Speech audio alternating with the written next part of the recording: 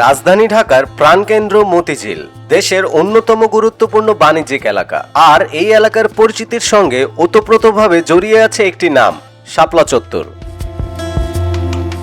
প্রতিদিন হাজারো মানুষ এই চত্বর অতিক্রম করেন, কিন্তু অনেকেই জানেন না কিভাবে এই জায়গার নাম হলো শাপলা চত্বর। কেনই বা এখানে নির্মাণ করা হয়েছিল বিশাল আকৃতির শাপলার ভাস্কর্য? কে নিয়েছিলেন এই উদ্যোগ? চলুন জেনে নেওয়া যাক শাপলা চত্বরের ইতিহাস।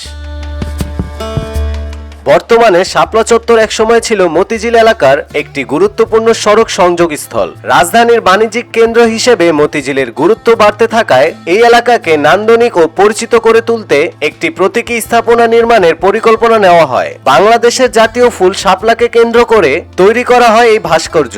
শাপলা বাংলাদেশে প্রাকৃতিক সৌন্দর্য, ঐতিহ্য এবং জাতীয় পরিচয়ের অন্যতম প্রতীক। সেই কারণে রাজধানীর কেন্দ্রস্থলে এই প্রতীককে স্থায়ীভাবে তুলে ধরার সিদ্ধান্ত নেওয়া হয়েছিল। শাপলা চত্বরের কেন্দ্রীয় ভাস্কর্য নির্মাণের উদ্যোগ নেওয়া হয় ঢাকা ইমপ্রুভমেন্ট ট্রাস্টের সময়। পরবর্তীতে ডিআইটি রূপান্তরিত হয়ে বর্তমান রাজধানী উন্নয়ন কর্তৃপক্ষ রাজুকে পরিণত হয়। 60-এর দশকের শেষ দিকে মতিঝিল এলাকার আধুনিক নগর পরিকল্পনার অংশ হিসেবে এই স্থাপনা নির্মিত হয়। এরপর থেকেই এলাকাটি শাপলা চত্বর নামে পরিচিতি লাভ করে। চত্বরের মাঝখানে নির্মিত হয়েছে একটি বিশাল আকৃতির শাপলার ভাস্কর্য। এর চারপাশে রয়েছে বৃত্তাকার জলধার ও ফোয়ারা, যা রাতের আলোকসজ্জায় আরো দৃষ্টিনন্দন হয়ে ওঠে। ভাস্কর্যটির মূল লক্ষ্য ছিল রাজধানীর বাণিজ্যিক কেন্দ্রকে একটি স্বতন্ত্র পরিচয় দেওয়া এবং বাংলাদেশের জাতীয় ফুলের মাধ্যমে দেশের ঐতিহ্যকে তুলে ধরা। সময়ের সঙ্গে সঙ্গে এটি শুধু একটি স্থাপনা নয়, বরং ঢাকার অন্যতম পরিচিত ল্যান্ডমার্কে পরিণত হয়েছে।